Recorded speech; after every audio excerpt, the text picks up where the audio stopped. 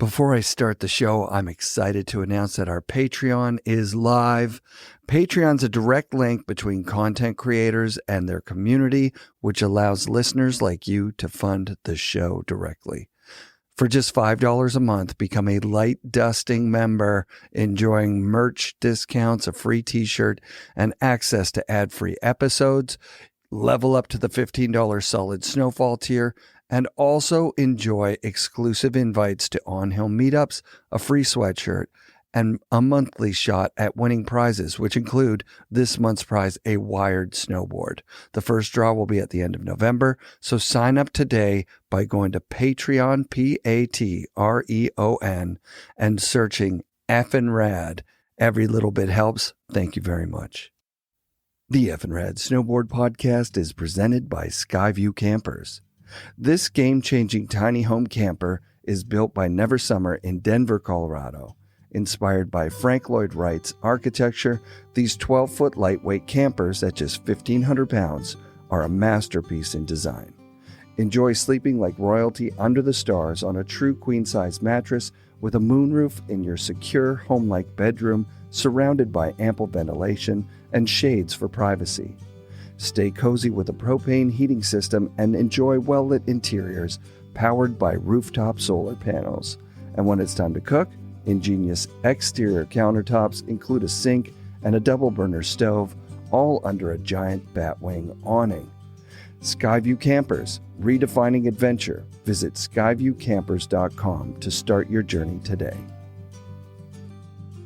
Wired Snowboards offers quality hand-built custom snowboards built and tested in the coastal mountains. Wired has built me several one-of-a-kind boards that have stood up to my daily shred habit. In fact, my first Wired Chase is still my go-to PAL board after 7 seasons.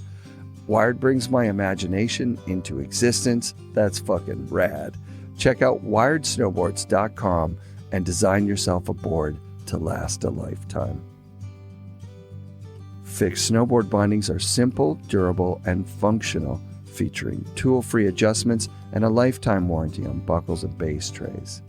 Fix makes bindings you can count on. Jason Bros created Fix after a bald-face trip where his bindings failed and he vowed to build the world something better. I've been riding Fix buckles for the last 3 seasons and they're still like brand new. He's on to something. Fix, snowboard bindings built better. Ripcurl Outerwear is designed to search further in the snow, offering strength, durability, and all-around performance. Whether you're venturing into the backcountry or on the resort, Ripcurl Outerwear's got you covered. With a team that includes Chris Rasman and DCP, you can be confident that Ripcurl prides itself on creating jackets and pants with technical features that will keep you comfortable on your search. For over 35 years, the Boardroom Snowboard Shop has been Vancouver's premier snowboard shop. Check out the Boardroom's unmatched selection of snowboards, bindings, boots, outerwear, and everything you need to shred. The Boardroom's passionate staff and performance guarantee ensures you'll love what you buy. And remember, the Boardroom ships to anywhere in North America. So go to boardroomshop.com or visit their stores in Vancouver and North Van. The Boardroom Snowboard Shop. Outlive your friends with NewGreens turbocharged organic drink mix. NewGreens is a great tasting 100% organic vibrant green juice mix, and they include sprouted seeds that leave the food in its most natural, healthful raw state for fast digestion and maximum health. Use code FNRAD at newgreens.com for 20% off your new daily breakfast routine. NewGreens, my daily go-to. Stay tuned after the show for a chance to try NewGreens for free. Support also comes from Mount Seymour, Grouse Mountain, Cypress Mountain, the Pro Standard GoPro accessories, and our friends at 1910. You can use code FNRAD at checkout for 20% off at 1910.com. I've set the intention that FNRad Season 9 will include a big focus on mental wellness, so I'm stoked to be partnering with The Haven on beautiful Gabriola Island. The Haven's 40 years of experience sharing knowledge about how to live more effectively as humans has helped many people. I just got back from a 5-day retreat, and I'd describe the experience as transformative. I know I've spoken a lot about psychedelic-assisted therapy, so I feel the need to say this was not that, and it was just awesome. The Haven has a full range of programs based on a foundation of radical honesty. Tap into your inner resources and liberate yourself from self-defeating patterns within the context of a group in it together, helping to provide empathy, witnessing, and self-acceptance. Go to haven.ca for more program information and use FNRad 10 at checkout for a discount. Also, feel free to DM me your questions about the Haven. Fabien Rohrer is a Swiss legendary pro snowboarder. He's still ripping for Nitro Snowboards, and his son Jeremy is pushing him to keep his freestyle skills on lock, while Jeremy's totally ripping. I made my way to Pemberton while he and his son were visiting an old friend of Fabien's, Mike Michalchuk, at Greenwater Resort, an absolutely magical place to stay. If you're a world-traveling snowboarder looking for the perfect shred vacation, book a stay at Greenwater. You'll be stoked that you did. Fabien won the Innsbruck Air and Style in '96, and he competed at the '98 Olympics in halfpipe. Plus, he's overcome some pretty big personal challenges to land where he is today, shredding at a level beyond what was possible in '98 with his son, who's also, as I said, totally ripping. Proud to bring you this awesome conversation with the great Fabien Rohrer. I'm a little Swiss man. Typical Swiss. Yes, and I love cheese, and I have a Swiss knife, army knife, and I love chocolate, and I'm here now since 7 days, and I miss chocolate. Yes, a little bit. No, I started. I saw snowboarding. All of a sudden, I was in this skate shop and I saw Jeff Brushy, Terry Hawkinson, and in a Burton film, and I was like, "Mom, I want this. Really, I really want that." And then I started to ride, learn snowboarding, and then I did some competitions. Wow! And that was really great. I wanted to get sponsored, and the only way for Europeans is to get sponsored is when you do good in competition. Right. There was not like Peter Line and all those guys. You film and you get a hell of sponsors and money. No, European, you compete or you're done. So I had no choice. So I had to compete. And then the Burton Swiss team manager came up and looked at me, and I went to my father and said, "Nah, we cannot take Fabien. He's not good enough." Wow.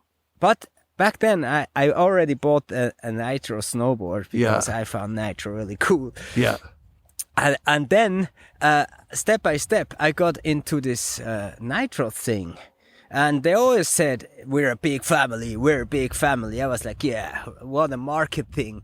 Yeah, but you know what? I'm still in this big family after 30 years. That's epic. And that's really good. When I was 16, I went to this, I didn't feel right in this system. So I went to the director of the school and told him, listen, I'm listening to my heart, and my heart says I should not come anymore to your school. Wow. And I think fish go out of your aquarium. So that's what I want to do. And I just wanted to tell you goodbye and thank you very much. So when I was 16, then I left school. How did he react to that? In Switzerland, a no-go. Really not. And do you want how react my mother? Oh, yeah. She went to order a gin tonic at the bar. And she was like, I gotta have a gin tonic. So, yeah. I was like, yeah, do whatever. I'm gonna go now. Yeah, that still sounds kind of like she's accepting it. She's like, all right, I need a drink, but you've done it, so good luck. It's always important in life that when you do a decision that you communicate it clearly. Yeah. And that's also for you helpful when you make a decision and you say, I go that path. And that's what I did until today. Good. it sounds easy and cool, but I had a really hard time until I got professional. So I had to compete, and I had to train, and I was actually the first who had a trainer, coach. Oh, wow. Nobody else had a coach, and I was the only one who had a coach from a different country. I didn't give a shit about Swiss coaches. I was like, no, they're not good enough, because the best are Finland, Sweden, Norway. Mm-hmm. They're the best. So I need to go there and train there.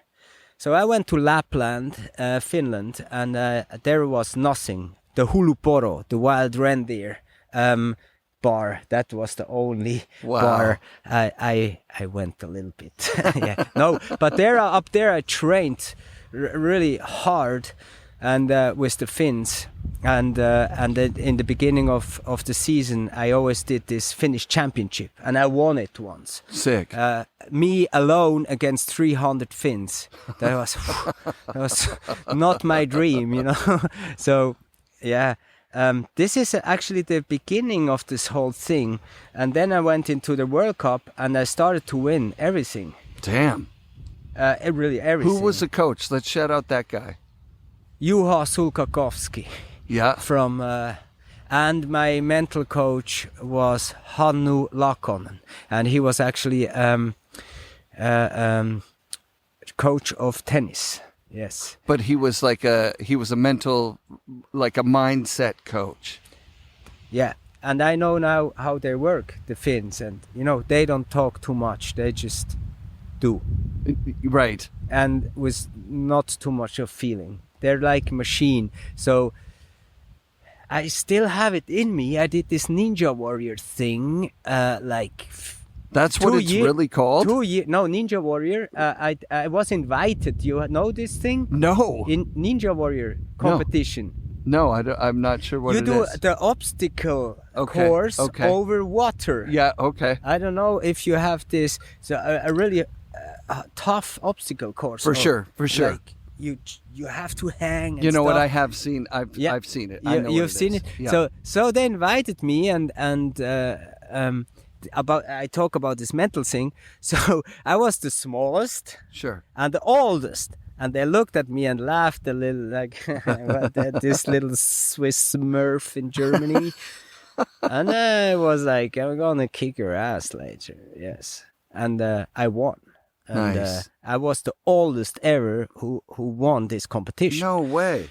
So that proved me that I still have this mindset in me, and I can switch it. What was the foundation of the mindset? Like, how does a coach teach you the mindset? Like, is it over the course of years? Is it kind of right away? You have to trust yourself. Mm-hmm. Don't ask questions too much about when, where, how. Yeah. You're prepared. Go there. Do it. That's it. So when you fail, that can happen. No problem in life. Go again. Go harder. Yeah. That's it. Wow. As simple as that. Yeah. Yeah. But yeah. It's always 3 words. I hope I can say it in English. Wissen, knowing, want to do it, and then do it. What are the 3 things. words in? Is it in Swiss? You were going to say it. Wissen, wollen, tun. Is I know. Yep. And I want. Yep. And then you have to do it. Yes. And the point 3, they lose the most of the people in life because they know, they want, but they don't do it. Oh, that's my snowboarding in a nutshell. Yeah. But also in life, yeah. They want to change life. They and they go to the yoga course and do everything and yoga and meditation. But you know what? They don't meditate every day at 6 o'clock for 1 hour because they don't do it, and that's the main problem. And I learned that with the Finns. Do it. Yeah. Are the Finns like that? Just generally, like hardworking. Merci. Like the knowledge, and the ability, and then the doing, or is it? That it's just a little other culture. It's culture. cold up north. You gotta Finland, like yeah? it. Yeah. You gotta like it. It's not like Italian, like warm and hello. It's more, it's a little tougher. But I think they're real. Yes. Yep. Creates a good and they're community. funny. Oh, yeah. Finns are funny. Norwegian are funny, and the Sweden are really funny. The Swedish guys, I love them. I went riding with them last winter. The Swedish Nitro team. Nice. I had a hell of a blast. Yeah, my son too. But after those competition things in Europe, they said I have to go to America. Then there and there. Then. I was in a bar at the in Innsbruck, and there was the Aaron Style on. Aaron Style was back then a huge competition. Massive. Yeah, that's where most people heard about Red Bull in our community. Okay. Like, because Red Bull was, at the beginning, it was like some illegal thing. Yeah. No. It had like bull semen in it or something. Yeah. Terje had a injury and couldn't ride at this competition, but he was on the list. So I was in the bar. Then the organizer, Huri, came up to me and said, Fabien, you want to ride, but you're a pipe machine. You cannot ride this competition. But if you think you want to do it, do it. Yeah. Right? Terry is not here, so you take his place. Wow. You're not on the list anywhere. Right. And I was like, okay, Huri, I'm going to compete. Sick. So back then, 95, then Peter Line was there, Ingemar Bachmann, Daniel Frank, nice. Everybody. Epic. So I got into the super final. Wow. With Johan Olofsson, Daniel Frank, and me. Oh, wow. And then Johan was, just in a good mood. And he said on the start, I'm not fighting for first. You can do it, Daniel Fabien. I gonna do a tail grab 1 foot. And we were like, I remember that. What is this? My God. Oh my God. And he really did it, stuck it. And big respect. And of course, Daniel and me, competitors, we were going for the 9. And I was a little further. And got it. And he was a little pissed because he thought, Terry is not here, he's gonna win. But then I won. But it's not the end of the story. I went to the organizer back, to Huri, who said, I'm a pipe machine. I said, hey, Huri, thank you very much. The pipe machine just won your competition. And the highest air, I won a KTM machine. God. Because after my 9, I made the highest air on the quarter pipe right after the 9. So I said, Huri. Oh my God. Okay.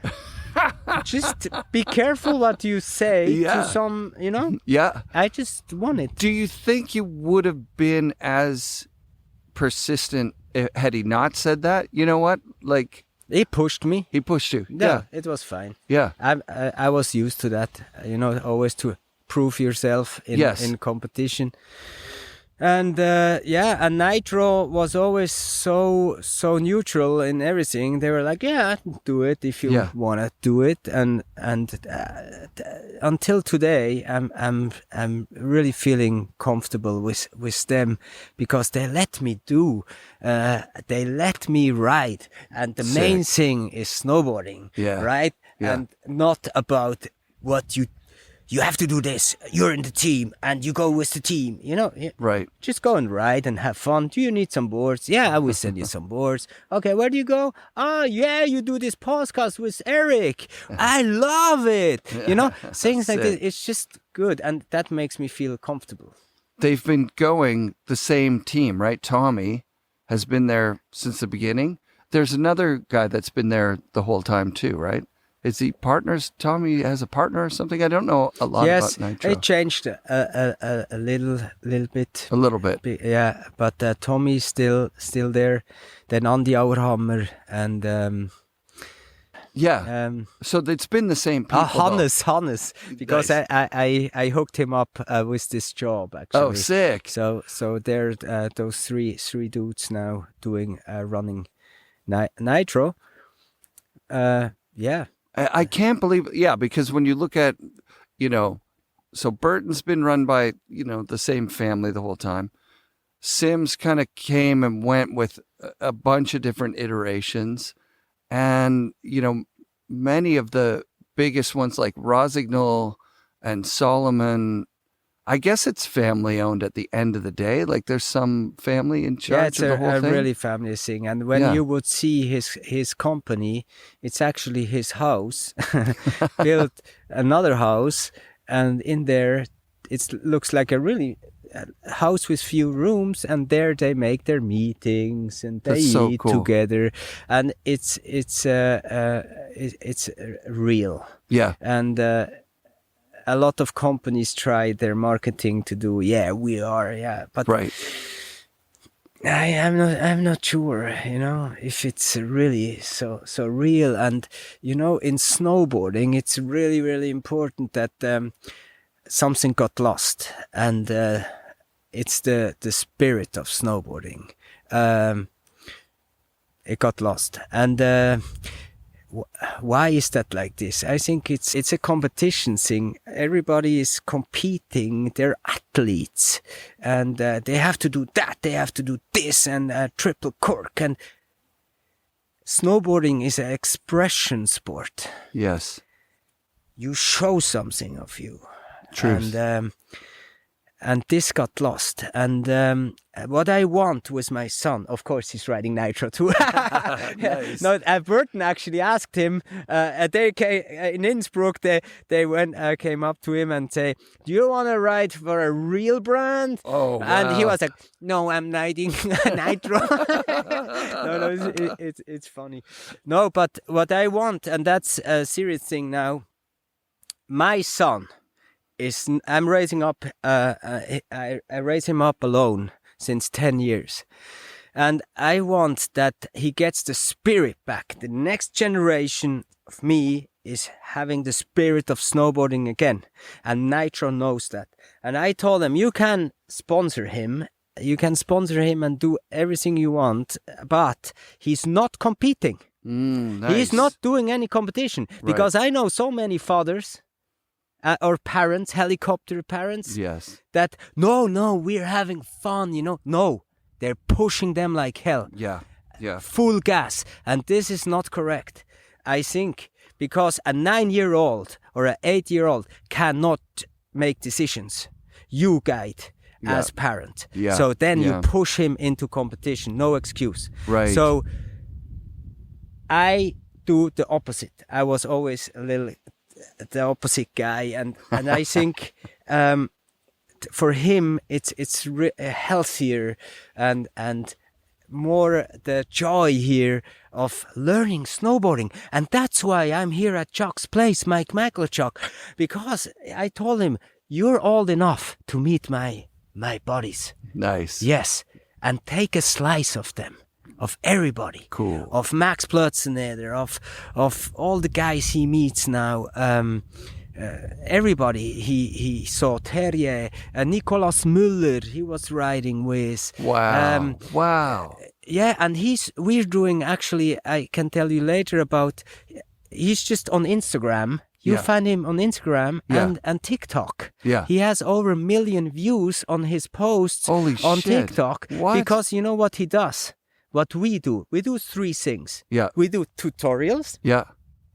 Then we do the battles. Yeah. Father-son battles with Those points. Are great. Yes. Yeah. Backside plant slide. Yeah. Me and him. And then, we love give some it. points. Always 3 jumps.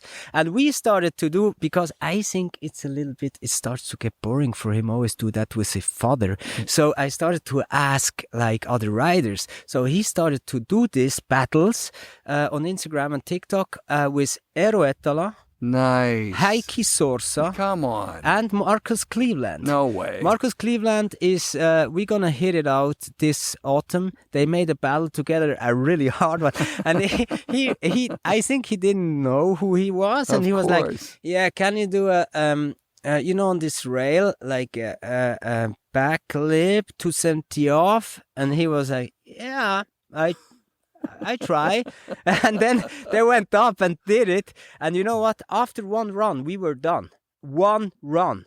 Both of them stuck it boom. No way. And I was like, you both are machines. I'm Epic. sorry, but really, Jeremy, respect, and Marcus, of course, respect too, because you did shotgun Yeah. together. Yeah. You know? And That's so rad. Yeah. So what we do is this. Yep. Just on Instagram, on TikTok. So your viewers will be cool to check him out. Oh, yeah, actually. do it. We have perhaps to. you can put his name I will for in, sure. because you only see him there That's with his amazing. yellow helmet. Yeah. He laughs so much. I don't know. He looks like a little. You wearing a helmet now? Yes. Were you back in the competition No. days? There was nobody in a helmet at those first Aaron styles. Nobody. That would was be Aaron wearing- no style. No, to have even a the helmet. Vans Triple Crown. Right. I won also here in America. We did not, or I had here in Whistler also rail competition. Nobody was. There was the Circle snowboard shop here Yep. in Whistler organized the competition. I was. Nobody was. Yeah. How interesting, no helmet, right? No- like no what, helmet, Just no. and I just outed myself as someone who's like, oh yeah, helmet wacky style, but it's But- not. All the kids now with a helmet, I don't even. But it makes think about sense, you it. know. And I didn't wear a helmet either now, but now he's 11 and he starts to ask me, Yeah. why don't you wear a helmet? Right. My and kids this is, too. This Yep. is not right. So I'm riding for TSG, and he does too before me. Oh, sick. And they said, yeah, we're gonna give you protectors. And I said, I have like too much stuff on my head. I don't know how I don't feel right when I ride. And they made this. I don't want to make any promotion, but for me that was so impressive because they made this super light helmet, Okay. and I put it on here the first time. Yeah. That was the best ever. I don't feel anything on my head. That's great. So That's so good. on my head, it was really good. So I really ride now with a helmet Yeah. Cool. Excellent. all the time. I should be too. I hit my head last year and I Should. bought a new helmet Should. and I tried to wear it. Then I saw a picture of myself in it and I was like, oh. Come to Europe, then I give you one of this company. Okay. Yeah. The Okay. distributor for them up here is my they friend. have yeah. they bike too. Yeah, they make they- bikes do they? stuff a Yeah. lot and back protectors. big, right? TSG. Like they're really big. Yeah. Yeah. They're rad. That's cool. Yeah. That's cool. So on the parenting side, yeah, there's, wow. Has the landscape ever changed since we were kids, right? Like when we were kids, the world was kind of just this free place where you were out running around all the time.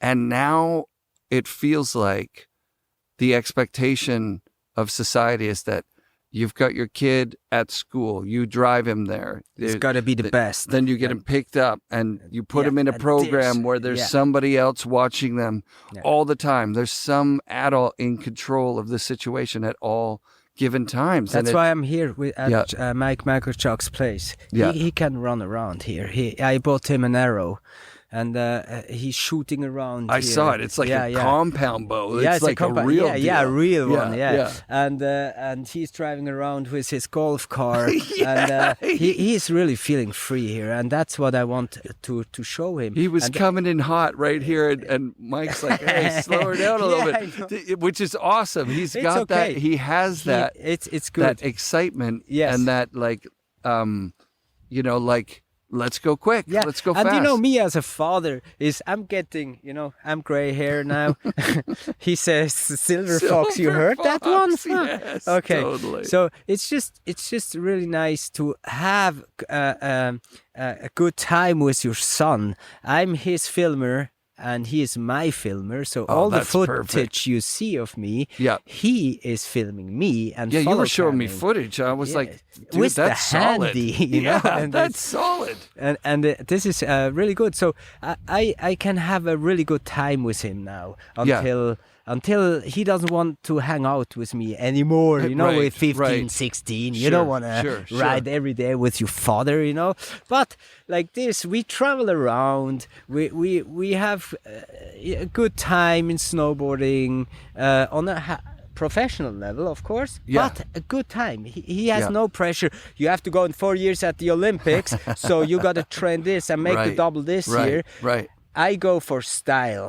Yeah. You see his footage like I jump with him next to him, and he just does a 360 over 15 meters, Yeah. but with style. Yeah, Because dope. express yourself. After he's landing his tricks, I mostly ask him, "How do you feel? How did that What feel? was that feeling?" Yeah. And yeah. he's like, "That." Ooh. And I said, "Yes, Yeah. Yeah. that's it. You know, Yeah, that's that's the cool. thing. Yeah. That's what I would like that you feel in snowboarding, Jeremy. Yeah. Once I'm not here anymore, or you feel bad in life, go make a 3. Yeah. You feel good again. Yeah. Just yeah. this That's rad. small thing. Yeah, speaking of which, then you showed me the footage of your Switch 9. I'm like, yeah, Yes. when you want to Yeah. feel good, god damn it, if you can do a cab 9, holy shit. With 47, that's why I think I get interesting again on the market, Yeah. because there are not too many 47-year-old dudes around doing I think things like this. Yeah. So I got this phone from Knut Eliasson, and we are discussing or he said that they're gonna take me to the international nitro team again as the oldest Wow. rider. Wow. And that gave me good feeling. It's my family, and they helped me a lot, and I gave them, of course, a lot too back. But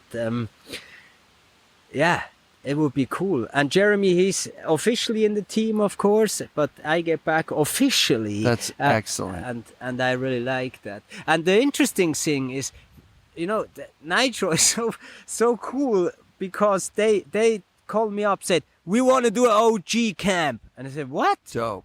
Original gangster camp with all the old riders. Oh, wow. And I said, "That's a good idea." So I am organizing now the rider list now. Yeah. So we have Nicola Tost, Sick. we have so many riders coming in this May. Yep. Next May, Yep. April for a spring session, and we shoot there. Sick. Nitro sends filmer, photographer, the almost pretty good band, original band from Nitro is gonna play there. So, Sick. so you see, things like this is really cool. That's so cool. We got to get Quinn Sandvold to show up, man. I was at his place in Colorado, and he's still got the old Diablo. Remember the Diablo? Yeah. Oh my god! Seth Neary is gonna show up probably. That's epic. Perhaps Miller, Yeah. Seth Miller. Yeah. Then we have John Smallwood. We have some riders in. What a rad idea! Yeah, That's it's an great. idea of them. Yeah. So Yeah. I think that's why I like this brand a lot. They appreciate that, they celebrate snowboarding. Yeah. They celebrate still snowboarding with old guys, and they say, we're gonna shoot you guys, and just go for it, and we're gonna post it on Instagram. You gotta bring Ben Belloc. I mean, the guy is still shredding so hard. And I know that for the end of his career, something happened with Nitro where they just kind of dropped the ball. I know that happened to Seth Neary too. Yeah. And it went in America. Some stuff It can wrong. happen like that. Of course, it's a big company, yeah, they right? just kicked them Yeah. out. I heard that, and that was not fair. But Ben is one But- of the raddest riders, and he's still So give me his slaying it right contact now. then. I So will. I'm I will. gonna for sure. write him. Yeah. It's yeah. really important that we don't forget the U.S. People and Sure, perhaps sure. Canadian. Yeah. And they Totally. should show up. Yeah, that would be so sick, dude. I think if I was a rider who'd been on a team like that and got that call, even if I didn't go, I'd have such a But you understand nice me a little feeling bit that- why Oh, I'm still totally. riding with them. yeah, man. I Of course. get other offers too now, Yeah, of brands. They would give me even money or Sure, stuff. sure. And I'm like, nah, sorry. It's This is okay, my you know. place. It's just, I know that. It's a family, like you said. There's something And it's about true. It's not the understanding that. marketing, you know. Yes, yeah. Really not. And that's why this brand makes it so real, the whole snowboarding. And I celebrate snowboarding like this with my son together, and they helped me live this dream. So they say, hey Fabien, come with us to Sweden. Hey, we're gonna plan probably to go to Japan to ride some powder. Wow. I'm like, I'm in, Jeremy, we go to Japan. So yeah. How did you become, what are the circumstances that led you to becoming a single dad? Because that's a challenge in itself, and all the way from the beginning of his life. He's 11 now, and since 10 years. So yeah, his mother had horses, and it's all about, it's actually really easy. So horses, and I said, look, there's no space for me and my son, so go your way, but leave us alone. We do stuff. But then putting up my company and everything, that was quite hard. Okay, time so for me. So like you had a company that was like, as your... No, after snowboarding I was lost, because after snowboarding you were a rock star, you had too many girls, too much alcohol, and too much money, and so yeah, I lost everything. Wow. I drank too much alcohol. Yep. I got those panic attacks. I was 2 years locked up in a room. I couldn't go out, and I had really bad time. And I actually lost myself, and I didn't know myself, I think, and I didn't love myself. Nice. So I had to start 2 ways: kill me or change it 180 degrees. So I changed. Nice. And I started to meditate and everything. And then this whole thing came up, man. I was like, oh, what is happening, you know? Yeah. Yeah, but everything came so real, and I started from zero. And then I quit school, as I told you in the beginning of this talk. So I had nothing, nobody took me for a job.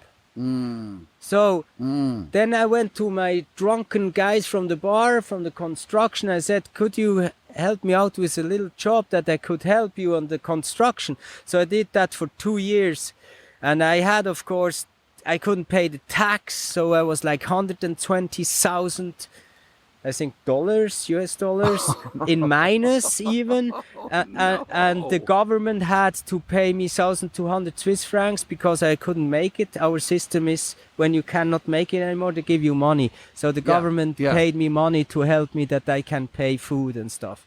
Wow. So my parents didn't help me at all, and I was really alone.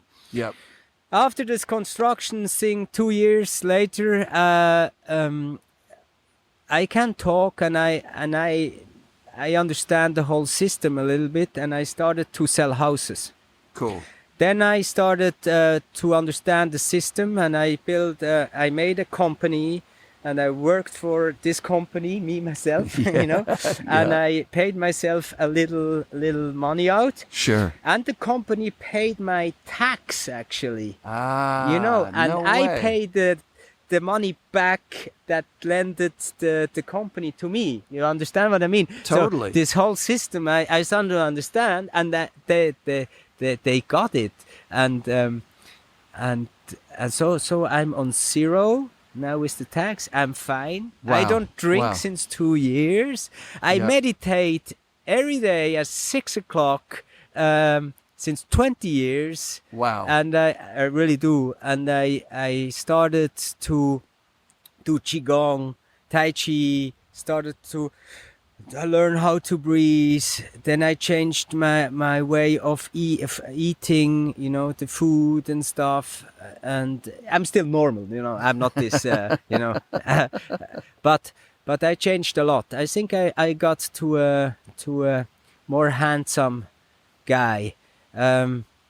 How like, what's the breaking point? You're in the room for 2 years and you're having panic attacks. Yeah. It sounds like I was able to go out when I was drunk. Okay. Yeah. Oh, okay. So you have, I get it. So you're fighting like self-esteem issues. You're fighting like, what do I do? Destroy myself. How do I, step by step? Yeah. How do I, obviously if the tax you owe is 120 grand, then the money was awesome, right? For a while. And then that money just dries up and you don't know what to do. And so you reinvent yourself. I lost myself. Was there a point where there was like a rock bottom, like where you woke up and you're like... Yeah, I was drunk one evening, then a police officer came up to me and I looked at him. I said, I'm going to get you now. And I hit him really bad because he thought this little smurf... Fabien, yeah. What does he want? But he failed because Then I was 30 days in jail, and this started to. That's a pretty big deal, right? Like at that point, you've got 30 days of drying out where you're thinking about your life and going, okay, when I get out of here, I'm either going straight back to it harder, which will kill me, or I've got to make a reasonable change. That in Switzerland, I'm kind of a celebrity. Yes. So I was in Saturday night shows like you have here in the US or Canada. Yes. And this was always a high risk that the newspaper writes it. And I was really lucky that they never got me. They missed it. We don't have those paparazzis in Switzerland like you have here. Yeah. So I was sneaking out a little bit of that. And but it was a risk, you get really like loser when you have an alcohol problem or whatever, and especially problems with the police. That looks bad. Also it's a loser style, but I didn't feel right, and actually, I'm not like this. I'm a really peaceful. Just don't give me a few tequilas, then I might get into an animal. No, I could see it. We have a lot of stories. Nitro would have a lot of stories to tell. Yeah. That I was jumping into an onsen. That's like a bath, like a natural bath in Japan. Yeah. They separate them from man and women, and they gave me sake. This is this drink from Japan. It's so and nice. Me and Max, we got so drunk. Then we went into this snow in front and scrolled under the snow naked, and then got up and made a surprise to the Japanese girls and wanted to show them a European thing. And they didn't find that so funny and called the police. And Nitro helped us out again, the team manager from Japan. And so many things happened. And Nitro had a hard time with a few team riders back then. But it was rock and roll. But we won a lot. We had a lot of podiums always, that kept the balance kind of. Yes. We did bullshit, but we won the European Championship. Also, I was 3 times world champion, and I won this and Tokyo Big Air, and I won actually all the competitions. So it was okay. What an era, hey, to like party so hard and also win. They do that too today, but it's so? just of course. In Formula One, they drink too, but they just don't talk about it so much. We didn't drink every day. It was just after the competition. But you drink. There is a point where, like, when Shaun White becomes unbeatable, that I'm not imagining him going to a bar, getting shit-faced, jumping off a building and hurting his leg. You know what I mean? Like he's like looking at his watch going, I'm guessing here that he's going, it's 11 o'clock. I'm an hour past like when I should be getting, because I got to get up at 5 a.m. and do 2 hours of training before the pipe softens or whatever it is. Who did that? The program in his head, probably his parents. Possibly. And I think that's a little sad because he lost a lot of good moments. There's a big documentary just came out about his life from HBO, and it's supposed to be amazing. Okay. And I've been told by listeners, hey man, stop ragging on Shaun. He's actually like super rad dude. So I think I think the reality is somewhere between, like, you know, a it's always tortured a athlete. you know, a and- lot of people are jealous about, you know, Oh, hell yeah. I wanted to ride. Yeah, I saw Peter Line, I saw the forum crew, and I looked up to them, but I had no choice. In Europe, do competition or you're done. So I had to go for and check out who pays me the most. And back then it was Adidas who paid me really a lot of money. Yeah. But I would love to ride for Foursquare. Sure. Or all those cool brands you had back then, but I had Adidas, and that was not cool. And the scene, like Sean White was feeling that, don't like that, because you're how you call that? You're a sponsor bitch. Sure. You just go for money, but you know, he's a business. He made it clever. He had a good team around him. Yes. And he made the toilet paper. Who has a toilet paper brand like Sean White toilet paper? I saw it. Yes. And this is really funny. What I don't understand, you know, it can't go too far. I saw a scooter in a skate park, a Yes. Sean White scooter. I think this is a little bit too It's far. too far. That's selling out. But Yeah. the rest, Yeah. come on, he made money, so leave Yeah. him. And he Yeah. has a private jet. I would too. You would too. If we Yes. can afford it, Yes. sorry. Yeah. We go to Los Angeles to ride today and fly back. Sure. Why not? He's on another level of celebrity than anyone in snowboarding ever really has been. But you go right back to the beginning, and Craig Kelly was, you know, he wasn't partying as hard as the community. He would, you know, he was taking competition Yeah, but seriously. Greg Kelly, I was walking up on Mount Kenya with Greg Kelly, and I was riding there with Greg Kelly, and he did not smoke, he did not drink beer, but he was a different kind of person, like Nicolas Müller. Nicolas Müller is a special guy, so try to understand those people, like Terje Hawkinson, he's a special guy, and the public, just make them a stamp Yeah. on and give them shit all the Sure, time. sure. And, you know, try, look in the past what happened. Why is he like this? Is it really that bad? You know? Right. I don't know. I think the case for those three guys, Craig was perfect. He had a perfect life because he passed away quite young, and he was the one who led the way with, hey, competitions isn't all that, it's not everything. I'm not going to compete this year. I'm going to go and ride powder. And people went, how the fuck are you going to do that? Like, what about the money? And he went, it's not about the money. It's about the real thing that keeps us going in snowboarding, which is what you're talking about today. I think with Terje, it was unfortunate. I think with Nico, there's a little bit more substance to why he got canceled. Yeah, of course. I think, and I've just spoken with him lately. He misses snowboarding, and I would say wholeheartedly, with my whole heart, snowboarding misses him. Yes, this is true. Yeah. I'm so sure. Yes. They want to see him ride again. Yes. And they just, I think he's ready. I think this year, I will. think he's coming back Yeah, to yeah. ride. You'll and see. I think you'll see is exactly It's like it. me. Yeah. It's like me. I'm ready again. Yeah. I want Yes. to ride again Yes. and shoot and do stuff. It's hard to be, it sounds like, it's hard to be the guy who is competing at the tip of the sword of the progression of the sport, and then that gets away from you.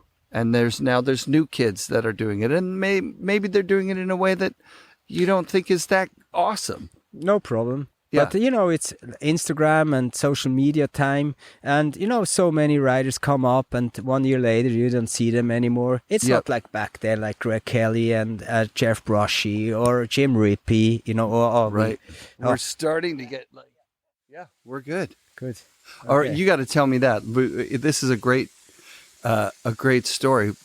Who organizes the Red Bull Aaron style? What was it? It was like a get together of all the past champions. Ah, yes. They made this get together at the competition. All of the people which won, like Jim Rippey, Nice. Everybody was there actually, and Gimple and they called us on stage during the competition and gave us the Ring of Glory. And Gimple got it, the golden one, because he won it, I think, 3 times. Austrian machine, but that was a special thing for me. The meaning of this competition for me was actually the most important, and more than the FIS World Champion title I won with this golden snowflake, thing. Yes. I have it, but the Ring of Glory of Ehrenstyle don't have too many people, and I'm one of them. And who else was there? You've mentioned Rippy, Gimple. Where was everybody? It? I think it Peter Line, Johan Olofsson. Everybody was there. Really big names from back then. Big names, which influenced snowboarding until today. Of course, the young kids don't know, but those were the guys which influenced snowboarding quite hard. My son brings me with the golf cart of Michael Chuck. He we just me watched some drinks, and killer. he helps him. He helps him do some work on the property. How? So it's like Uncle Mike, basically. You said, it's time. You're old enough to meet my friends, and I'm looking out my periphery here. I'm seeing your son is driving Mike Michalchuk around in a golf cart while they do the cleanup duties Airbnb for cleanup. the Airbnb stuff. He helps him, and then they shoot with the arrow, they do this, they do that. He was just shooting a gun behind us here. He doesn't want to leave this place. It's really magic here, but this is the part of being a dad, showing him I didn't do everything wrong in my life. Just there were a few wrong decisions, but mainly it was good because I'm snowboarder for life. Yes. And my family, not only Nitro, but all my guys which I was competing against are my friends. Yeah. And and social media is not bad when you use it right. Right. And like this, I got in touch with all my buddies again. Yeah. And to see them again and have a good time, go and ride with them on a quite high level, it's nothing better. And to bring your son, that seems incredible to me. It seems incredible. He can be a part of my life still. Yeah. And he can join my life still. I don't know how long he wants to do that, but I can influence him for later. Well, I can tell you right now, riding down in Bear Valley with Chris Roach and his son Ryder.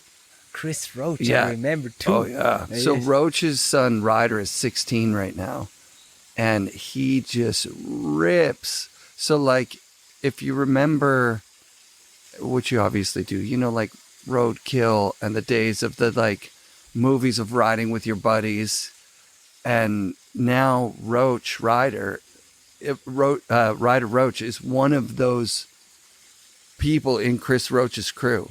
So, like, they're still riding at that awesome level, including really particular cool style of how to ride. You know what I mean? Expression. We have to learn them again that snowboarding is an expression sport. Yes. And you express yourself, you show something together with nature. You see, you found a wind lip. You have to be creative too. Totally. And that's what Terry has in his blood. And a lot of other riders too. Nicholas, big time. Nicholas, big, Miller, big time. There are so many other riders like Jamie Lynn back then, really good rider. Yep. Some old riders said, "Hey, your son has a little bit the style of Jamie Lynn." Wow. And here came up, "Who is Jamie Lynn?" And I was like, when they compare you with him, I tell you, you can be happy, man. They never did that with me. That's epic.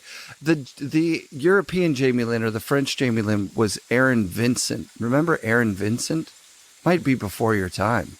No. He was on A boards like after David Vincent. Oh, David, not Aaron. Sorry, David. Yeah, David. David Vincent. Yeah, this guy I know. That style is so badass. I know. He didn't do too good in competition. I think he was not the competition guy. Right. But David Vincent, I remember when I came into the World Cup, he was still riding. Yep. Not too long anymore, but that was the Jamie Lynn of...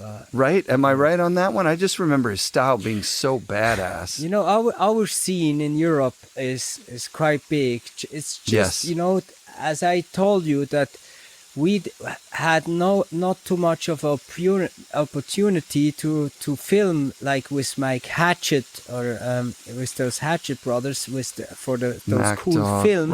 Right. We were a scene. We had really good free riders too, but just not on film. Mm-hmm. They just showed up on competition. Right. That's it. Yeah. That's crazy. Yeah. So let's go back to your career that you built after snowboarding. So you start literally just on the tools, like helping people with renovations on homes. Is that? No.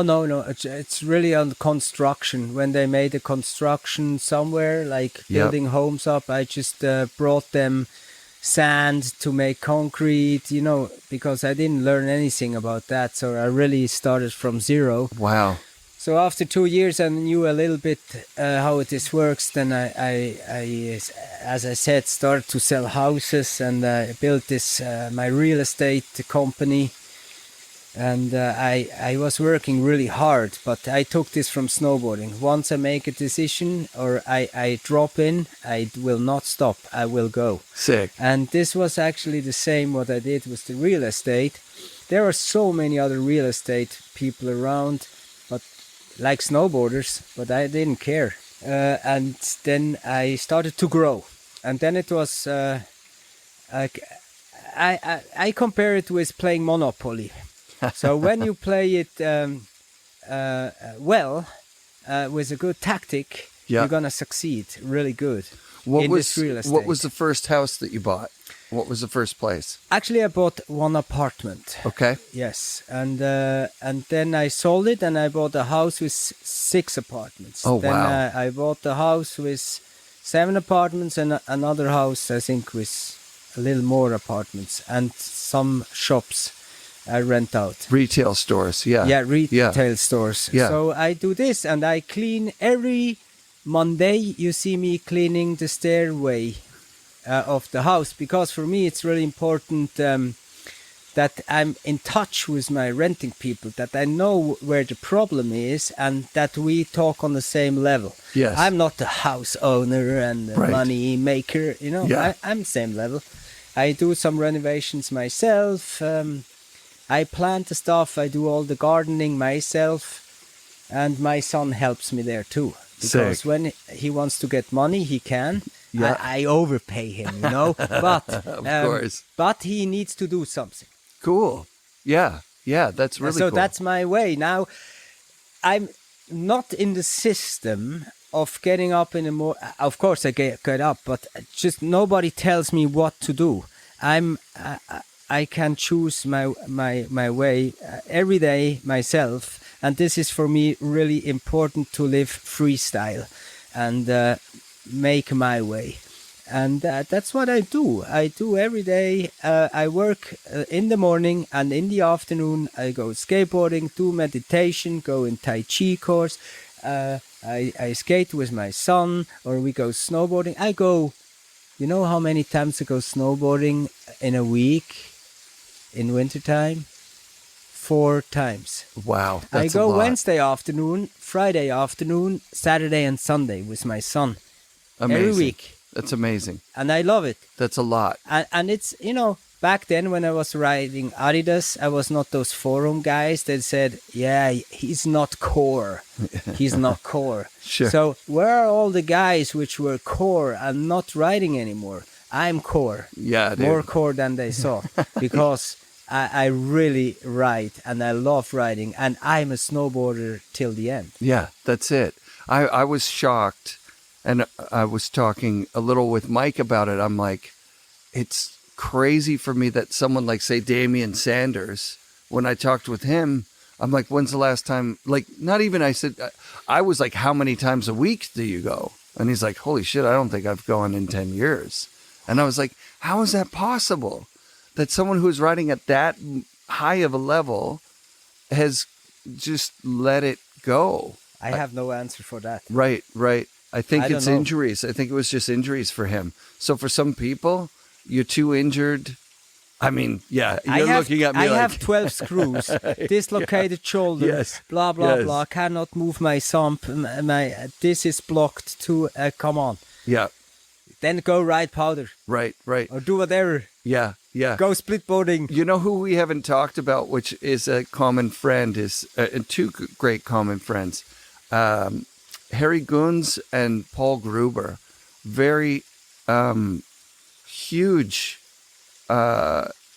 important people in snowboarding. A lot of people wouldn't know their name. He's a big name now in Burton. He's making the Burton Europe thing. Oh, Paul really? Gruber, yeah. Yeah, he was the European Craig Kelly. So his style, when you rode with him, you could see he just had the flow in such a perfect way. Like, he was really, really a fun person to get a chance to ride with you in Whistler. Funny guy. Also at the bar, I tell you. Really. Yes. All those Innsbruck posse. Yes. They were really cool guys. Those Austrian guys. They were really, really, really nice. Yeah. So both those guys are from Austria? Yes, I hanged out with the Austrians a lot. Yeah. And then Reto, is he Austrian or Swiss? He's He's Swiss, yeah? from St. Moritz, Pontresina. Oh, St. Moritz. Yeah. That's yeah. a pretty Some high-end, people know ritzy that. place, yeah? But Pontresina is the next village. Okay. He lives there. So not as bougie, not as... Everything there expensive. Yeah. And he's still in snowboarding, right, Reto? He had a shop for a long time or he something? he was riding for Bogner. Bogner, Fire right? and Ice. Fire and Ice stuff. He did those films, Fire and Ice. Yes. He was doing all the snowboards filming. He had the Swiss Air Force team with Bertrand Denervaux and Camille Brichet. And all those guys. And then he designed, he was really into this Bogner company. Yes. And I don't know, something happened there. So Willy Bogner died, and oh no, they kicked him out. I think. Bummer. He didn't do any contract. Yeah, but I don't know. I don't want to say any details. Sure. I'm not sure. But is he still around snowboarding from time to time? You don't see him. He married I think a Brazilian. Okay. Yeah, or something. He's more there. Yeah, he was in that first generation of world traveling professional snowboarders. European, yes. Yeah, he was in the mix over here too. You would see him in Transworld, you'd see him in snowboarder magazines. Yeah, he was one of the first guys to get through to be like kind of a big name European rider over here. And then it was the invasion of the scanners and then they came. yeah. And I came too. But that's why I went to the Scandinavians. Yeah, for sure. Like, good place to train. So you do Airbnb in some of the suites. What was the number of rental suites that you have right now? 24, I think. That's amazing. Yeah. So for someone like myself that eventually would like to have some doors that I rent out, what's the advice? Where to start? Actually, it's quite easy because I didn't do any school in real estate or anything. Wow. Yeah, you just started selling real estate. Listen to your heart. Open your eyes. just do. Yeah. Don't be afraid. It's Right. like snowboarding. Be creative. Go for it. Try. Kannst du noch ein Foto machen für uns? I have a bear spray for him. Oh, yes. Oh, nice. It's just... Just in case. Yeah, there's real bears up here, hey? Like, that's the They deal. saw a grizzly bear over there. That's crazy. For us Swiss, You just- it's really... Yeah. This is scary shit. I don't because think after you Switzerland, said that, we have... You know what problem? Where's the cheese? Where's the next chocolate shop? And we don't have bears. grizzly bears. Grizzly. I'm going to over have a there. hard time He's- now with going back to like feeling safe. A grizzly bear is a gnarly predator bear. Yeah, it's not a joke. And they seen them not far away from here. Holy shit. Cool. Nimmst du noch ein Foto für uns hier oder als Filmli? Dort hinten ist es. Yeah. So that's about my life, eh? And I'm still riding. I really love... And I want to come to this, what was that? Bombing humming? Or what did you know? What was it? No, this volcano. Yeah, that's holy moly, holy shit. I dude. would like. We You have go to there. go. Yeah, he I would go with love Jeremy that. there. He would love Is that. that can we just ride there or do you have... There's 2 public days after the whole event, but you need to get an invite to the event. Can you check that, please? I will for sure. Yes. I would like to. I really come. Yes, you're I doing really it right come. now. And yeah. I bring some other European riders, Oh, that would like be- Max or something. Bring Max. Yeah, Yeah, yeah, Max will come. So one of your best friends is Max Plutzinator, who he was one of the Europeans that made it over here a little bit too, but his name is so clunky for Americans. It just is. I think they were going to try and shorten it at one point. It's like Jamie Lynn in Europe. Really? Jamie Lynn doesn't work? It's not. No, like Max Plutzinator is like Jamie Oh, Lynn in he Europe. is like I'm Jamie sorry. Lynn. Yeah. It's that you know how known he is in the snowboard scene. He's really known Yes. in Europe. Right. And he was a big influence in Austria. The best guy for years and years was Max Plutzinator. Yeah. Yeah. So, the and Austrians. his pro models were Yeah. legendary by Nitro. Even you knew Yes. his pro model. Yeah. We sold them. We sold them over here, even though like They don't know him, but Nobody. the name was Yeah. on. Yeah, but it nobody was knew cool. the name. And his Yeah. pro model has had this snake yes. skin on. Yes, dude. Yeah, because he likes strip clubs, and the stripper had those, The snake snakeskin leggings pants? on. No yeah, way. yeah, that was the inspiration of the yeah. Yeah, that's an amazing He showed board me actually. those strip clubs in Las Vegas and stuff. I didn't know that in Europe we don't have this. And then with lap dancing, this is really, I think, not a normal thing because, then they come on you on your lap dancing, and then you would like to touch the boobs, and you're not allowed. But this is not normal for a man. You cannot make him horny. You pay money, and then she says, "No, don't touch. You are not allowed to touch me." And then after that, she leaves again. Yep. That does not make sense for me. I think you're gonna get canceled. Then I'm on this one. exploding, and I have to deal with this problem.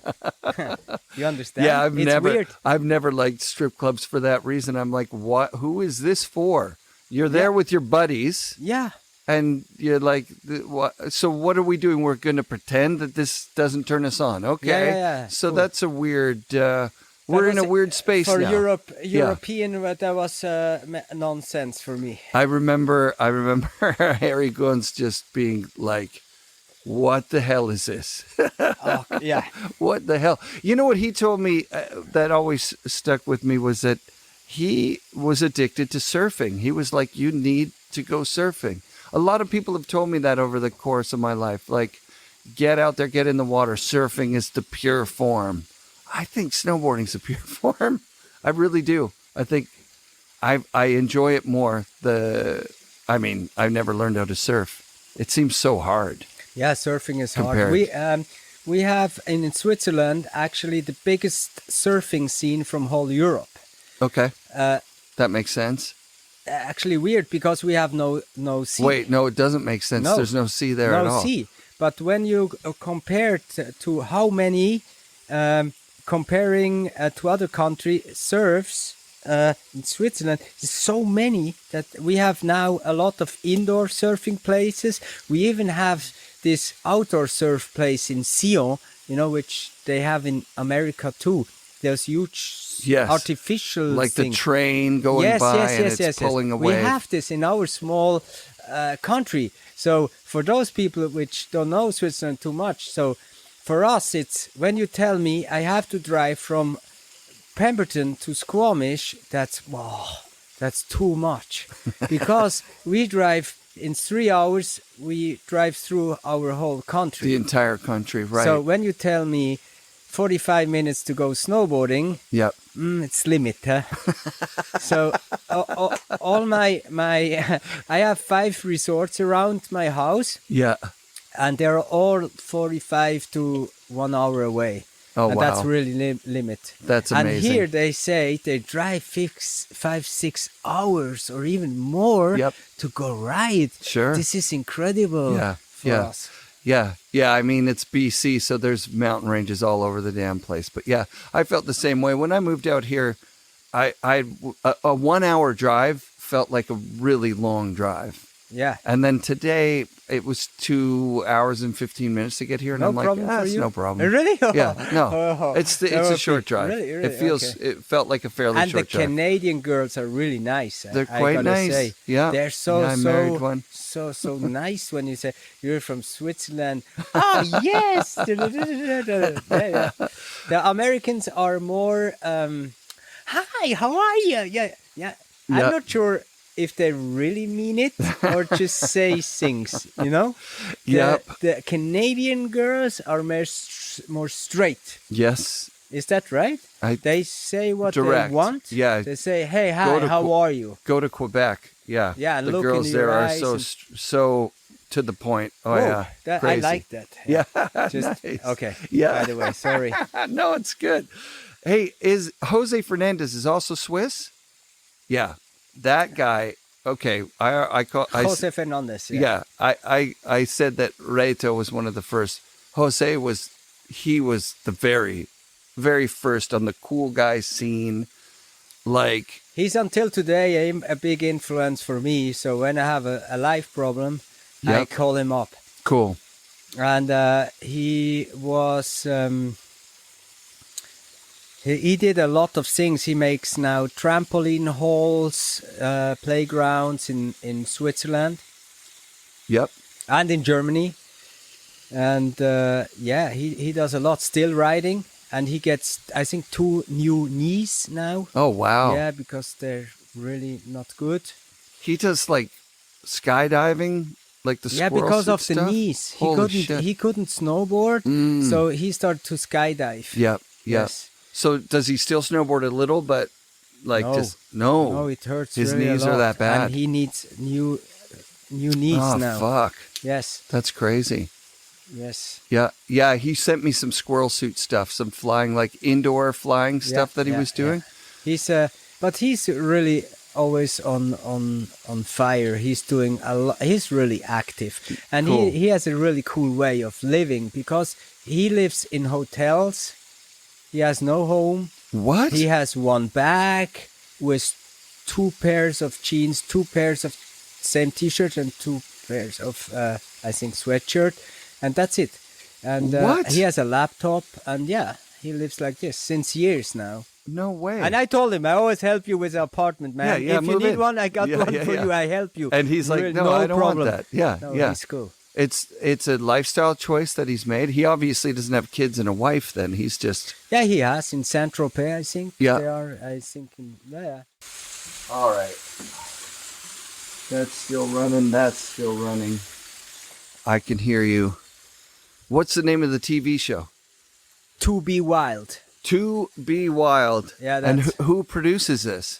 That's a Swiss television a company. So like you say, in Switzerland, you're a famous dude.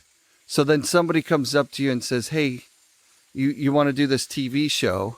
We got this idea. I saw a producer and I said, hey, this other show from the guy who was running through Switzerland was really cool. I loved it. Beautiful pictures and stuff, but so boring. A little bit boring. Sure. Do you know Bear Grylls? I would like to have a show like Bear Grylls with celebrities. I can go, I take them out of their modeling stuff and we go 2 days in the nature and do some action with me. Oh my God. I show them survival hacks and stuff. No way. And just before I came here to Canada, I was filming 6 television shows. It was quite stressful. I was scared too, huh? Yeah. In some situations. I'm not Bear Grylls, but I am a snowboarder. I'm not a survival dude. So I just filmed it, yeah. Yeah. So how scripted is it? Like, do they write a script? This is what you're going to do. You're going to do this day, hike to this Quite lake. professional. I had a crew of 10 people. Yeah. I have those runners. I had those social media guys which were filming also. So Rad. I had 4 filmers. Jeez. And when we jumped out of the airplane, there was 2 filmers filming me and the other guy. And To Be Wild, it's called. yeah, and I simulated like I was in the gondola on the roof, and she saw that's a gag, and I was like, yeah, that I organized that for you, a really beautiful girl, famous girl. And then we simulated electronic problem, and then I called up the helicopter, and they evacuated us under the rope with her, brought us up on the top of the mountain to eat a cheese fondue, romantic with candlelight. Even her husband is gonna not beat that one, man. I made it. I can't wait to see this show. This sounds amazing. Yeah, it's gonna be on Instagram probably too. I'm gonna send you then a link. Put it on. Yeah, we'll put it on for the people because they don't have the chance probably to see it. I think it's a fun show. So is it in English or is it in Swiss? No, it's really Swiss German. But I think when you see a few cutouts of the action we do, you'll get it. And the beautiful mountain scene. It's similar to Canada, of course, but it's beautiful. Yeah, the Swiss Alps are, I mean, obviously super legendary. But we are not compared to here. We are not allowed to ride snowmobiles. Oh, okay. We all the stuff you see, we had to hike because we are not allowed to take helicopters either because they are not allowed to land on all those peaks. Right. Not allowed. Yeah, so heliboarding, catboarding, all started here. Yeah. But we really need to know the area where we ride because we go up with the gondola. Then we know when we hike up this peak, we can go and drop the back. Yeah. And we film like this. Yeah. See, I've always heard that the Alps, especially, are kind of wide open, not the roped off, stay in bounds kind of. Like you're just free to ride from resort to resort even and then take a shuttle back to where you parked your car. Yes, this is true. Yeah. This is true. But for filming, we are not so flexible. We cannot like the crew here, they do. I'm going to ride you up quick with the snowmobile. Right. I go down, film you, then you put me up. Yeah. It's one chance. Oh, wow. You're going to hike up 3 hours. You're gonna, you're gonna. Well, it's no wonder the hatchets didn't come over there because they were over. No, they were on sleds. Possible. Yeah, they were on sleds from very, very early on. You see, that's why we were also a little. We had a half pipe. We had some jumps. Right. But no film crew. Nobody came to film. I've never really thought about it, but you're putting the pieces together right now. Is that if you don't have that quick access to like. Okay, that one wasn't so good. Go just to the left. I'll move the shot and we'll. Chance. Yeah. So that's why we really have to know what we do. Yeah. And it's life or death over there too. Like I read the story of Marco Siffredi. He was a French snowboarder. He never really made it on the competition scene, but he was the very first kid to snowboard top to bottom of Mount Everest by himself. And then he disappeared. He went to do it again, and he disappeared. Yeah, right. But they talk a little bit about the like just the ski town mentality of like you're looking around at these amazing peaks, and there are famous skiers who were the first to ride them, famous snowboarders who were the first to go, you know, and they hike up, like you say, and it's not a media event. It's just a, like, you know, there's the stamp. Okay, he was the first guy to do that. We saw all those Americans and all those films in Europe. Yes. And we thought we are riding good too, and that was and nobody looked at us. So we had to come over here and show them a little bit Yeah. who Europeans were. Yes. And when Terje Hawkinson and all those guys then showed up, they were quite surprised too. Yes. Because they thought Americans were the best on earth. Be Sure. careful, there are other countries too. And we had an eye on them. And we saw the films actually good for us, because they open up the cards, you know, Yes. in this game, because we saw their tricks and we trained them harder than they thought. We came here, did those competitions, and we stuck it all. Yeah. And we all of a sudden, it was like so many Europeans showed up, and they were like, "What the fuck? Yeah. Who are they? Who is this name? Who is that guy? Who is Fabien Rohrer? You know, is this weird last name?" And this was a interesting thing to see. What was your first trip to America like? Were you going for a competition? Where did you go? To Stratton, to Mount Snow. I did they sent me to the North American Championship. Yeah. There I won this competition, so Fuck the yeah. North American champion. And then I went to this US Open. Yep. That was really impressive too. I really liked that. A big, cool event, like yeah. insane. Yeah. Yeah. US Open in Stratton was the best. I heard it's not anymore in Stratton. It's somewhere else. It might be on hold. Yeah. The US Open might but be they on hold. redo the US Open every year with old riders. They invited me. I wanted to go there because I would have been the only European competing there against all those Ross Powers was competing there. Yes. All those guys.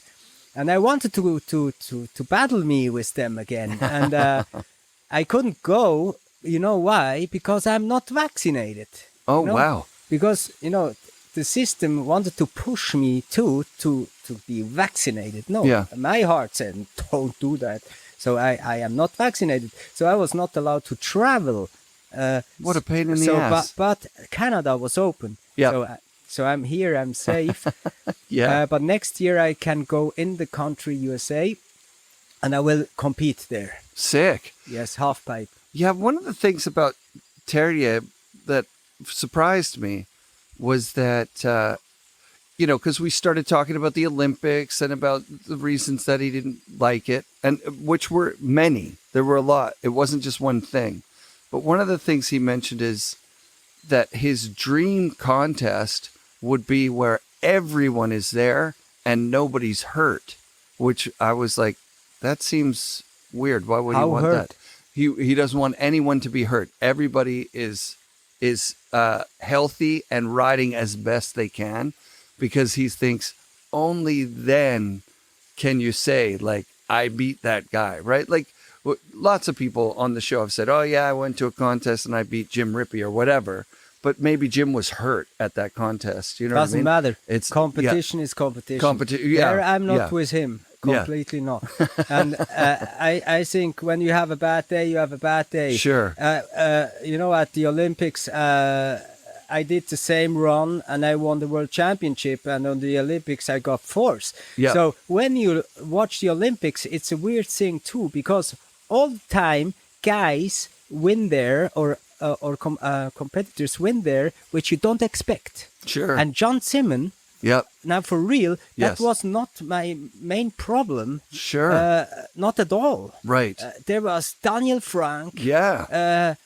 Those dudes which were Todd going Richards? off. Was that and the Todd Todd Richards? Richards? Yes. Oh. He's going off. Yeah. You have to be careful on the X Games. Yeah. There was first place, Todd Richards, me in second, and Daniel Frank in third. Right. So you see, in the international competition, we were all really close together, Yeah. and those were my problems. Yeah. And that day, I don't know, and it's judging too. Sure. So I got fourth. Yep. The Olympic Games, why did I go? Why did not Terry go? You know, you only can say that something is shit when you made the experience. Sure. I did it. And I tell you, it's shit. Yes. Yes. like that. But That's I great. went there. Yes. So, yes. and yes. I tell you, it's like FIFA from football, soccer. Yeah. You know, they wanted to take me 20% of my sponsorship away when I wear my clothes from my sponsors. Wait, and you I had said, to pay I go them? to the media, You had to pay to them? the EOC, and this is not right because we are running that show, and this is not. And in the back, all the IOC or FIFA guys in the front, they make hell of money. Yeah. When you go to Lausanne, where the IOC is, or the other thing in Zurich, FIFA, you see Bentleys, Rolls Royce. Yeah.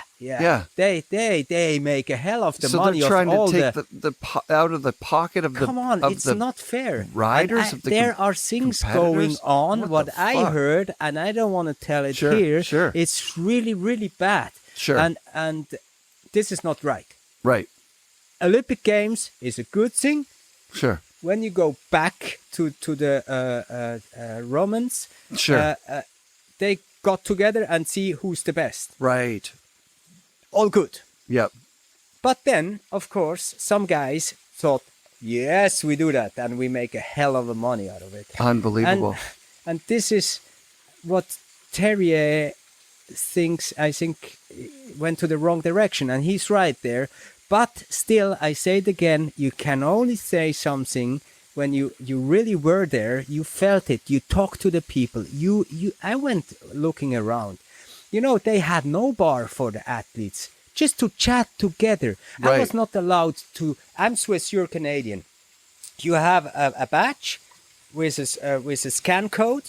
So the Japanese said, no, you're not allowed to go to my room. And I cannot go to your room to hang out. And we're buddies. That's insane. We compete against each other, of course. But Mike Mangelchuk, he's my buddy, so fuck it. Yeah. You know, and this is not cool. This is not snowboarding for me at the Olympics, you know. That's bizarre. So what me and Max did, we went to the next hotel, rented the room, and put on the door bar. So that was the bar. Yeah. So I invited all the girls from the breakfast thing, from the hotel to the bar, so that those were our bartenders. So we had a really great time, and all the athletes we met after the training there, had a beer together, had a good time. So I organized myself at the Olympics with Max Plotzeneder ourselves, and we had a good time, all the athletes together. You know, this is the Yeah, it shouldn't snowboarding. be. It shouldn't be separate. No. Why would you? Me against you. Yeah, right. And then because you're from the same country now, you're all buddies. But that's not the way that works either, right? Now you're on a trip with some guy that you couldn't care less about, and meanwhile your friends you're locked out by a That's scanner. why I don't really? like That's it. fucked That's up. why I appreciate more this competition. X Game. Yeah. I was on this first issue of X Games. They invited me there. Sick. Like when they still were on like the shovel races and all that kind of crazy shit, like they did. No, they were not spectators allowed, and they were just doing for ESPN and followed us with cameras. Yep. And that was the weirdest thing too. But it was snowboarding. Todd Richards was there, Ross Powers, all those guys. Yeah. So that was a really fun thing. I still have this X Games medal. It looks same like today. Wow. So yeah. What did you win? What place did you win? Second, yeah. Second Todd place? Richards was first. Me, I was second, and Daniel Frank from Norway was. That was the 1, 2, 3. Was third, and yeah. that was the Olympic year too. Like that was 98 or whatever it it was. Later. It was later. Yeah. Did you go to 2 Olympics? Did you go to 2002? No. That was didn't. Salt Lake I would City. not ever go again. Oh, you went to 1 and then you said that's boycotted it. bullshit. Then you were like, this fuck is not this shit. cool. Yeah. I don't like that. Yeah, there was a Jump real... events were cool. Yeah. Like Toyota Big Air in Japan, I won. Sick. Did you win a Toyota? You win a truck? Yeah. I won all those competitions. at this jump events in Sapporo. We had one too. So then what do you do with the truck? Sold it there. I just got the money, cash. In Japan? Yeah, and when you get like 30,000 or 40,000 cash, you cannot take it out. So, No. so I had to give to Michi Albin 10,000 and to the other friend 10,000. And after, when we went to the next competition, they gave it back.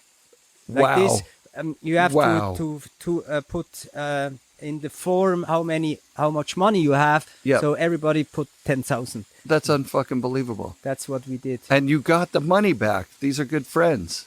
Of course, and Michi Albin lost his 10,000, but there was his prize money. I think that was from Japan. He lost. He didn't know. He was Fabien. I don't know where. I don't know where I put this $10,000. No way. Michi Albin, Burton rider, lost his 10,000 dollar cash. We won. I won the competition. Michi was second, and Max Plotzener was third, something like this, and he lost it. I can't believe it. That's insane. It's true, 10,000. That's a lot of money to lose. Yes. Just like misplaced. Oh, I left that on the bed in the hotel room. I guess it's a giant tip. Yeah, he took it. He doesn't know. Yeah, He doesn't know. That's incredible. Yeah, what a time to be in snowboarding. You were in when the money was the most that it ever was, right? Like big contracts and winning a truck, 30,000 cash. Like, what the fuck? That's each awesome. competition. Baron style, 25,000 cash, then 30,000 cash. You made a lot of cash. Jesus, that's amazing. Next to the sponsor thing, because Nitro, I cannot say the amount, but Nitro paid for the boards, Yep, then extra for the bindings, yep. Oh, and wow. extra for this and that. Yeah. So- Nitro did they have outerwear as well in Yes. Europe? We didn't get that over here. They have it now. That's the Legend 1. Legend 1. L1. Yep. It's, I'm riding this close. They're really good. Yeah. I really like it. Yeah. It's a high end. It's not that cheap, but it's a really good product, I think. Sick. It's really good. Yeah. Yeah, I remember that about Rad Air was that they had boards, bindings, and outerwear. But my son says he's cooler. He's riding for Volcom. Yeah, Volcom's pretty badass. Yeah, that's no problem. His way. Yeah. Well, over here you need Gore-Tex, and Volcom's got the Gore-Tex market fairly locked down. Okay. Like they've got like a lot of really nice pieces that are done in Gore-Tex. Okay. Lots of different cool colors and shit. And I mean, it rains, right? You could be riding and it's raining, Yeah. so but- you need it to be. Yeah, but we have so good material. It's not Yeah. like back then. Yeah, you know what? There's a lot of really good materials, stretch materials, and highly waterproof stuff. Used to be Gore-Tex was like a step above. I think everybody's pretty much caught up at this point. Yeah. Sick. So your boy is doing it, the same thing. It's almost impossible to do now, And right? I'm proud for him, not because I did that. It's just that he's having really fun in snowboarding and gets the spirit, and the people seem to like it, because when you go on the first 3 films in TikTok, Yep. he has 1.3 million views, 1.1 million views, and 1 million views. Okay, wait. And- So you're not saying that he's got 1 million views altogether. He's got million view, Per post. and these the are top 3. snowboarding. Yeah, I was just following him in Finland, and one tutorial and one full gas action, Yeah, that's where he sick. makes a backflip over 16 meter. This is Nice. really good. So you see, it's not only technical stuff, yes. Yeah. And his community is really. He's sharing the lifestyle of a snowboarder. Sick. He's playing frisbee with an old snowboarder, or with Eero Etala. He's making shit, or with Eiki Sorsa. He's doing some I stuff. love this. And you see him making jokes with Marcus Cleveland, and I just film it. You That's know? He's epic. just a boy hanging out with some top names Legends. that he doesn't know. Legends. I don't tell him too much. Just have fun with them. Yep. They teach you. He has no coach. Yep. He sucks up everything from Eero, from Eiki, from all those guys. They show him some skills, and he's making copycat. Yeah, and then That's he has good style. That really is like, if you win the style lottery and you have good style, it's I so think lucky. That's a good thing. Yeah. He's just loading his gun over here. Last week they wanted to shoot a duck together and he came up to me, Dad, he wants that I shoot the duck with the arrow. I said, yeah, so shoot the duck. Chuck knows, he's the hunter. Yeah, it's hard to hit a duck, isn't it? Yeah, he didn't make it. Then he cried. I said, hey, come on, Jeremy. Michael Chuck is hunting since 30 years and you show up and you think you just can, It's hard. learn the It's fucking skills hard. like in snowboarding. Yes. Listen to Mike, what he tells you, and you get better. We come back and then you shoot it then, no problem. That's awesome. Because you cannot do that in Switzerland. You get big problem. Yeah. No, you cannot shoot animals. I told him this, don't shoot in Switzerland. Then I'm in the newspaper. How embarrassing, the father showing him with his weird friends. Yeah, that's a story when he goes back to school, right? Oh yeah, I shot at a duck, even not hitting it, still like I could have killed it. He will not tell that. That's the. No, he tells about the nature, what he does here, and he knows he can separate. Hey, that's awesome. What he man. says. Yeah. So he's in school obviously most of the year, good part of the year, and then so you guys go snowboarding after school. He's in the around international school, right? Because I knew when he's going to be bigger, I want to travel again. Yeah. And now it's his age now, 11, so we can go further. Yeah. And he needs to talk English. That's why I put him in the English school. His English is great. He better than mine. Yeah, yours is good too. Was your English bad when you first came here, or was it good? You were okay. Okay. Yeah. It's just they always said you talk Euro English. So talk German or Swiss German. I try. Yeah. At least you understand what I want to say. Totally.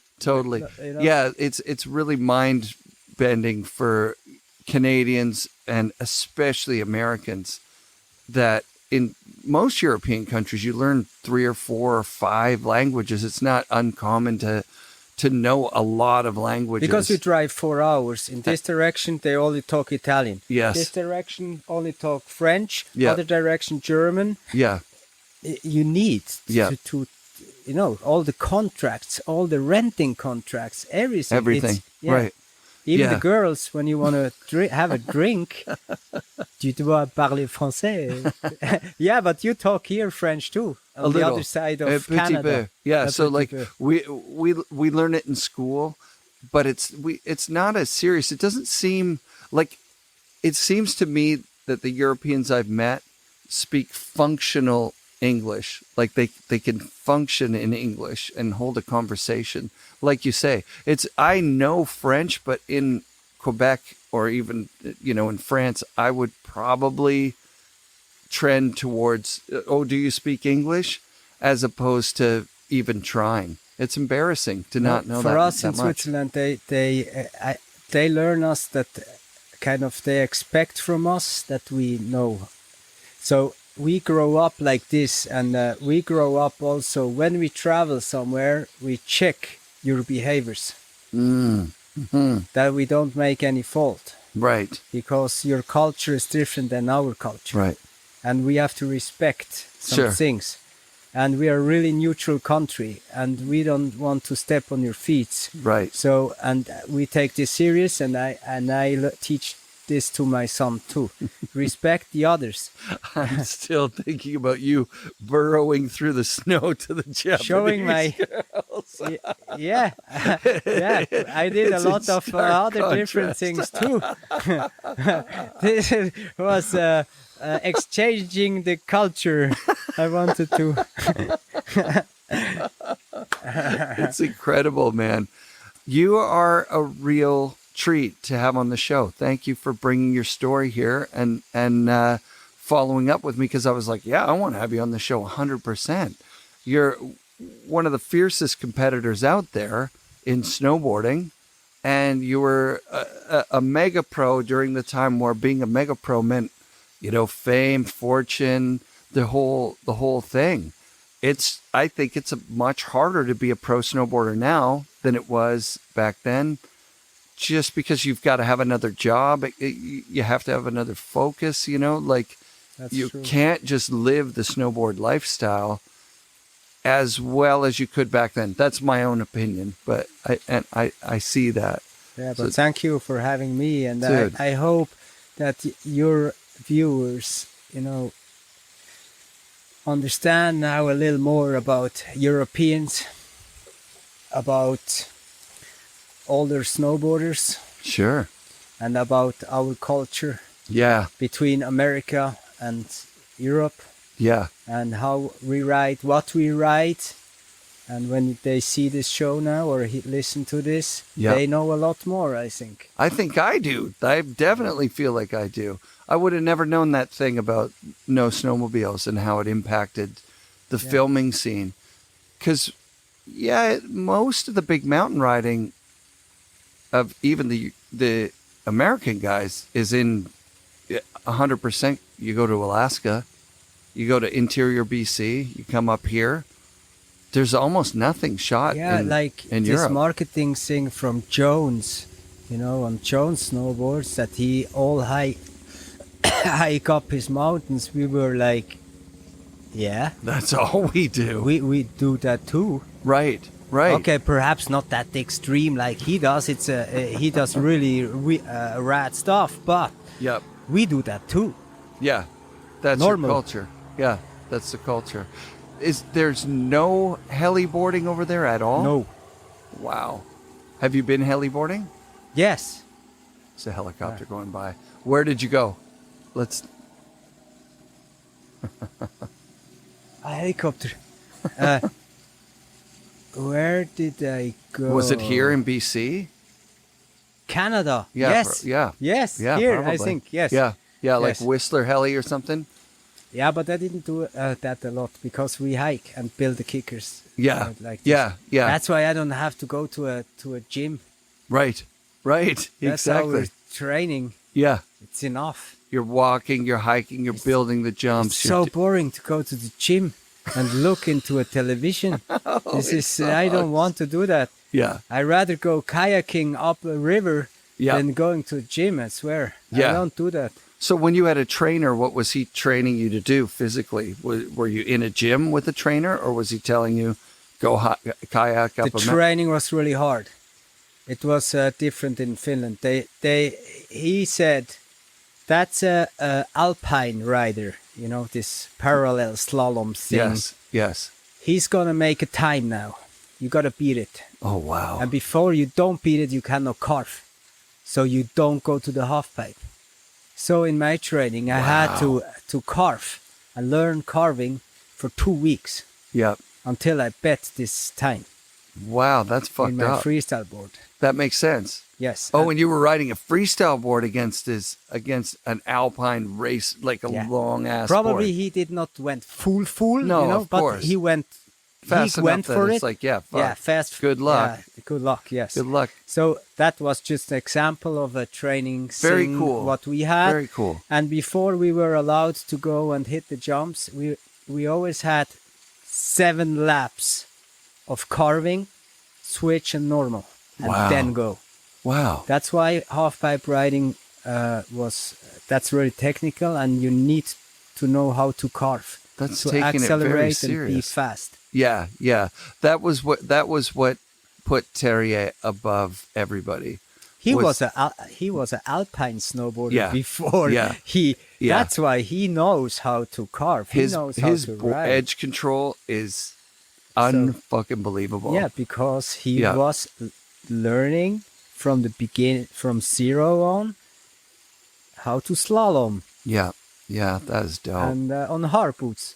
I look forward to riding with you in Europe, man. I'm coming over. I'm gonna do a trip. I'm gonna come to Banff or Banff. Oh yeah. We'll do that too. Sunshine Village. Sunshine Village. To Holy Bowly. Holy Bowly. Yeah, you want to do Holy Bowly for sure. I'll come and jump We're there. getting you invited to that for sure. Please.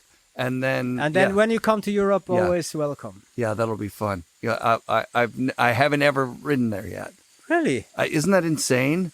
In all the years, I just never made it over there. You should come to our OG camp. Yes. In April. In April. 24. Okay, that's Keep perfect. that in mind. OG Why camp. not? Yeah. Yeah, 100%. Yeah, and see some old friends. Yeah. We were going to go to the Rad Air Longboard Tanker Classic. Stuben. Yeah. We were going to go to that. Do that. Because it's around... everybody's there.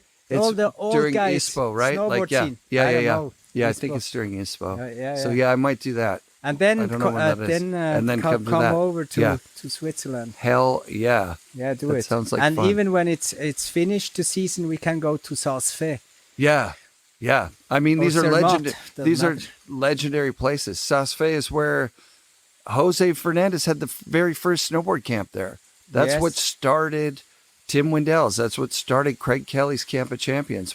There was already snowboard camp. And I did the freestyle park. There. Did you? No. Yes. Really? I built a setup. Holy shit. Yeah. Like you sat in the cat with the guy, or you just wrote it down and told him what to do? No, I set the distances. Yeah. The gaps and the angles. Sick. And I tried it before we let the others go. Really? That's what I did, yes. Fucking right. Yes, back then. That's epic. Yeah. Yeah, so that's why it was so good. Yeah. I don't know. I just liked it. the gap, not a lot of guys hit it, but yeah, it was good. That's super rad. All right. Okay, are we done? Yes. Thank you very much. Amazing. Okay. That was awesome. We hit everything? I think we hit everything. Yeah. Oh, so much. FNRad shoutouts this week to Fabien and his son Jeremy. Special thanks to Mike Michalchuk and his property, Greenwater in Pemberton. If you want a free sample of NewGreens, tag 2 friends and NewGreens in the Instagram feed of FNRad and we'll ship you some. Be sure to come back next week for another episode of FNRad Snowboarding presented by Skyview Campers and brought to you by FNRad Productions.